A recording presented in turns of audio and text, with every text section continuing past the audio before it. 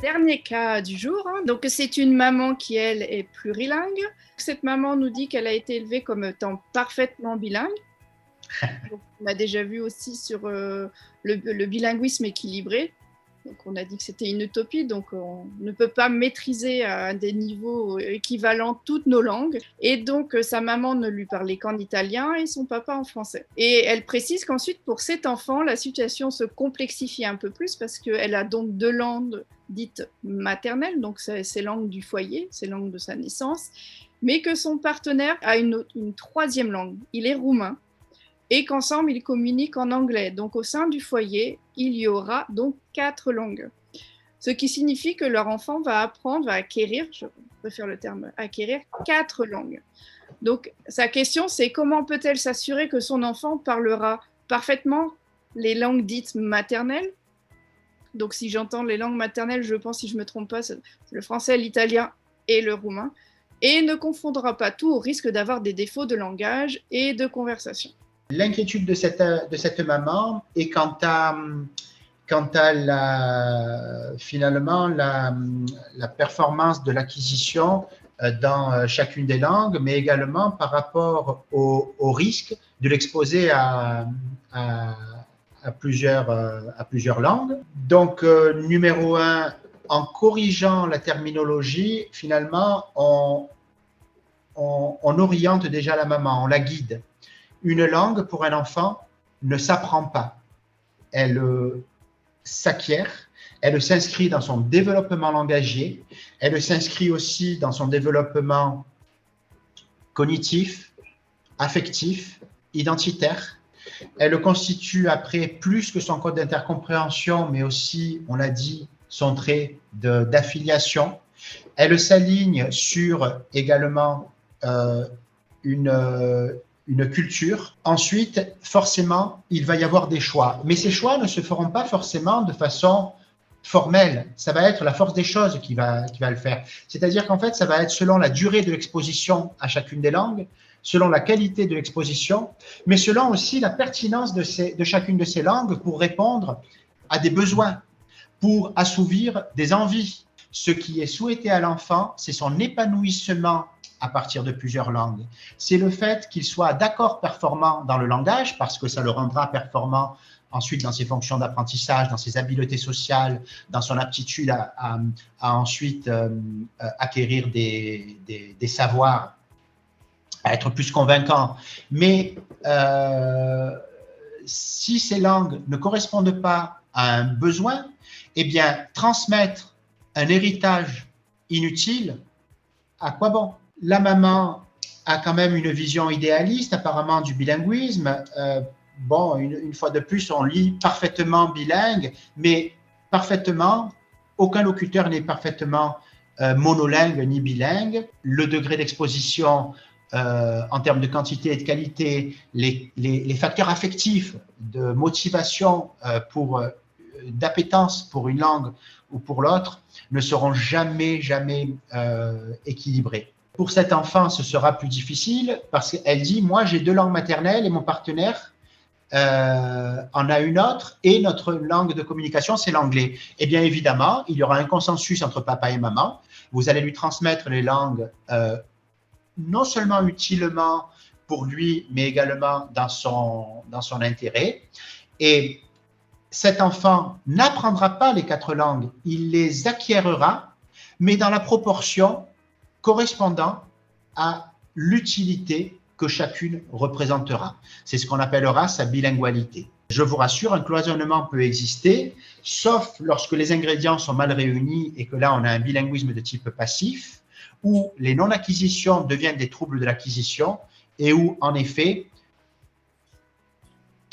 le plurilinguisme de l'enfant est un fardeau. Je ne m'inquiète pas beaucoup pour cette famille. De toute façon, des choix se feront. Et si vous ne les faites pas pour votre enfant, ben, lui-même les fera en vous exprimant ses choix.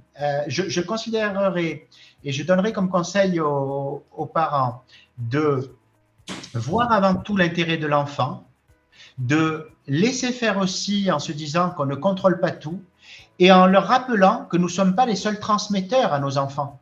Ils recevront horizontalement par par leur père, PAIR, S, par leurs condisciples, ils recevront aussi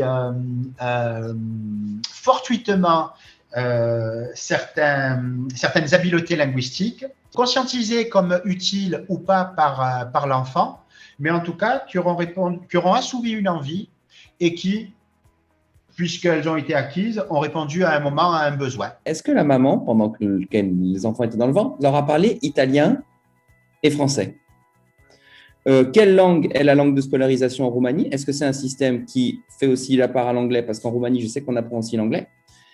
Est-ce que la langue du père, du coup, eux, ils communiquent tous les deux en anglais, d'accord? Avec un niveau d'anglais dont on ignore quelle est la qualité et quelle est la fréquence.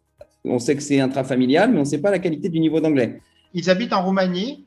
C'est le français le français et l'anglais qui sont majoritaires dans l'exposition à l'enfant, puisque papa et maman parlent anglais, mais c'est le français que la maman parle souvent. Et puis le roumain, via l'exposition au quotidien, elle a raison, puisqu'ils vivent sur le sol roumain. Elle précise que les parents ont un niveau C2 en anglais. Oui, qui est un très bon niveau. C'était pour avoir des précisions là-dessus, parce qu'il me semble qu'en fait, finalement, il y a vraiment 3 langues dominantes et pas 4, en fait, ici. 3 langues qui sont exposées majoritairement, hein, avec un italien qui est du coup plus en retrait par rapport aux 4 autres langues, avec en langue d'exposition principale et de communication principale, finalement, le roumain. Oui. Ensuite, le français et l'anglais, j'ai l'impression un peu à égalité. Et puis l'italien, un peu plus en retrait, avec absence de nécessité communicationnelle pour les enfants, hein, puisque c'est uniquement avec des conversations que la maman entretient avec des amis, et du coup un peu moins vis-à-vis de l'enfant. Je vous remercie pour avoir tout clarifié. Et du coup, je voulais me référer à Benjamin, et je me demandais en fait si ça compte autant que ça, les langues qui sont parlées, alors qu'en ce moment même, je suis à 6 mois de grossesse. Oui, ça compte. Ça compte dans le développement physiologique de l'enfant, puisque dès qu'il entend l'audition, en fait, ce qu'il va entendre dans le ventre de la mère, hein, est déjà important. Au moment où se constitue le langage et l'audition, il se crée aussi des zones, hein, ça a une influence sur les zones du cerveau, notamment sur l'aire de Broca aussi, hein, et ça permet à l'enfant d'acquérir plus rapidement après la maîtrise de cette langue et sa compréhension, je dirais presque intuitive, hein, dès le stade fœtal, hein, voilà, et particulièrement à partir du 4e mois, en fait, hein, se constituent déjà les aptitudes langagières, hein, et la possibilité pour l'enfant d'entendre, hein, la voix de la mère. Alors, actuellement, il a un statut de fœtus, hein, puisque la maman nous précise qu'elle est à 6 mois de grossesse. Il a déjà un statut de bilingue, parce que avec son cerveau qui existe depuis déjà longtemps, avec ses oreilles qui existent déjà depuis 2 mois, il est exposé à la langue de maman, le français, la langue de papa, le roumain, la langue d'interaction entre les 2 parents, l'anglais. Donc, il a déjà dans les mêmes aires ces 3 langues. Je me demandais, on m'avait conseillé par exemple, puisque l'italien c'est une des langues les moins parlées, malgré le fait que ce soit ma langue avec laquelle j'ai le plus d'affection, on m'avait conseillé de faire des activités isolées, et pour que l'enfant en fait identifie cette activité à une langue. Alors oui, mais plutôt dans le cadre d'un bain, c'est-à-dire de façon spontanée, que dans le cadre d'une immersion, c'est-à-dire de façon artificielle. La langue n'est pas une fin pour vous, madame. Votre vie en mobilité internationale et votre histoire d'amour avec une personne d'une langue différente fait que déjà, ce plurilinguisme répond à un besoin. Donc, étant donné que vous venez de me confier que affectivement l'italien a une valeur pour vous, il a toute la vie devant lui pour développer des compétences en italien. Surtout que votre bébé va avoir la compétence métalinguistique. C'est-à-dire que grâce à une L1 et une L2, on a des facilités, enfin des outils qui nous permettront ensuite de développer une L3. Et puis à partir de la L2, L3, une L4, et ainsi de suite. Voilà. Donc, il n'y a pas d'urgence si l'italien ne répond pas à un besoin à l'y exposer. Et ensuite, si vous aimez, par exemple, des comptines en italien, si vous aimez, pourquoi ne pas de temps en temps l'immerger dans l'italien? Mais là, on sera plutôt dans l'immersion que dans le bain, c'est-à-dire qu'il n'y aura pas vraiment de spontanéité. Bon, c'est une récréation à un moment. C'est à ça que je pensais, les comptines en italien de temps en temps, ça peut être très bénéfique, voilà, parce qu'il y a un rapport affectif aussi avec la comptine qui est sympathique. Et puis, il y a le fait aussi que le roumain est une langue latine, l'italien est une langue latine, le français est une langue latine. Donc, il est immergé quand même dans une majorité de langues qui sont des langues latines. Donc, pour ça, ça peut être extrait. La grammaire qu'il apprendra sera transposable. Les structures grammaticales et syntaxiques seront facilement transposables d'une langue à l'autre. Donc, je pense qu'il bénéficiera aussi du fait que le roumain est une origine latine commune avec l'italien et le français. L'italien peut être aussi, après je ne connais pas le contexte familial, peut être aussi une langue transmise par les autres membres de la famille. Pas que la maman, voilà, ce point important, voilà, n'est pas limité qu'aux parents, mais aux grands-parents, aux cousins, cousines, aux oncles, aux tantes. Et voilà, c'est un contexte familial qui permet aussi la transmission affective et culturelle de la langue. Les langues qui me paraissent ici prioritaires sont celles du sol habité et du papa, mais également et surtout celle de la maman aussi, parce qu'il y a une éventuelle perspective de retour en France.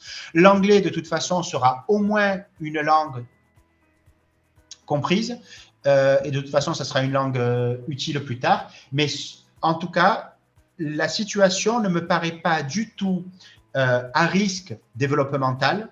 Ce qui est prévisible, par contre, c'est que, ayant un statut de bilingue simultané, de plurilingue simultané, il est non pas un retard langagier, mais une apparition différée du langage. Il n'aura pas ses premiers mots à 10 mois, 12 mois. Il les aura peut-être un petit peu plus tard. Et quoi que vous dise l'entourage, quoi que vous dise éventuellement le personnel de la crèche ou d'une école, ça ne sera pas à assigner si précocement aux pathologies.